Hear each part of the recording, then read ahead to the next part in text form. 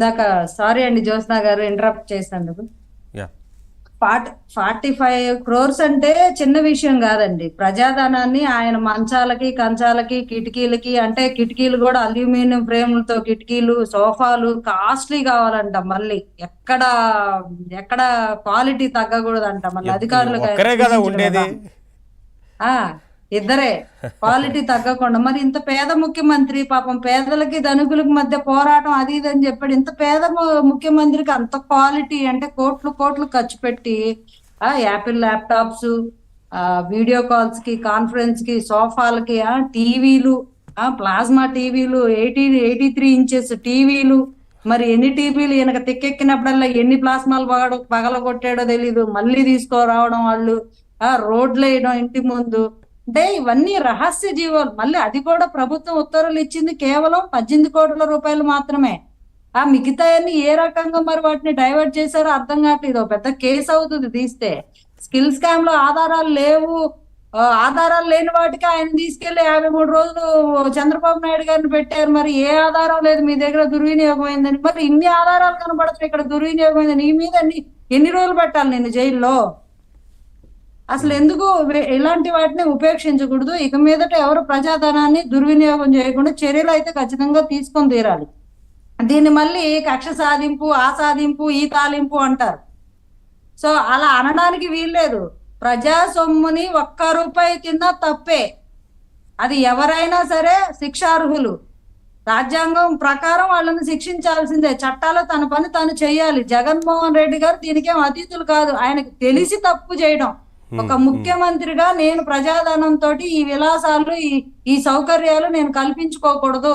In case నేను కల్పించుకున్నా దానికి నేను డబ్బులు కట్టేయాలి. నా పవర్ పోగానే నేను ఇచ్చేయాలి. అసలు వాళ్ళ ఇంట్లో క్యాంపు కార్యాలయం ఏంటండి? ఎలా వస్తారు? ప్రజలకు అందుబాటులో ఉండాలి. ఇందాక లక్ష్మణ్ గారు చెప్పినట్టు నాయకుడు అనేవాడు, రాష్ట్రాన్ని నడిపించే ముఖ్యమంత్రి అనేవాడు అందరికీ, ఎమ్మెల్యేలకి, ఎంపీలకి, అందరికీ అక్కడ సర్టెన్ పదవుల్లో ఉన్న వాళ్ళందరికీ అందుబాటులో ఉండాలి కదా. ముఖ్యమంత్రి గారికి ఏమైనా చెప్పుకోవాలంటే నీ ఇంటి దాకా వస్తారా?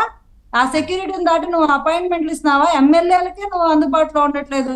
మీ పార్టీ ఎమ్మెల్యేలకి, మీ పార్టీ మనుషులకి అందుబాటులో లేవు. మరి సామాన్య ప్రజలు కానీ, వేరే వాళ్ళు కానీ, రకరకాల సంఘాల వాళ్ళు కానీ మిమ్మల్ని వచ్చి కలవాలంటే ఎలా? ఇంట్లో కూర్చొని క్యాంప్ ఆఫీస్ చేసుకుంటా, నేను దీన్నే గవర్నమెంట్ ని ఇంటికి తీసుకొస్తా అంటే పరిస్థితి ఎవరికండి? ఎవరో వయసు మళ్ళినోళ్ళు, కథలు లేనోళ్ళు, వీల్ చైర్ లో కూర్చున్నోళ్ళు, రాలేనోళ్ళు, అక్కడ వరకు ఆఫీస్కి నేను రాలేను, నా శక్తి లేదు, నాకు శరీరం సహకరించట్లేదు అనే వాళ్ళు పెట్టుకుంటారండి ఇంట్లో. ఈయన మరి నవ యువకుడు కదా ఈయన.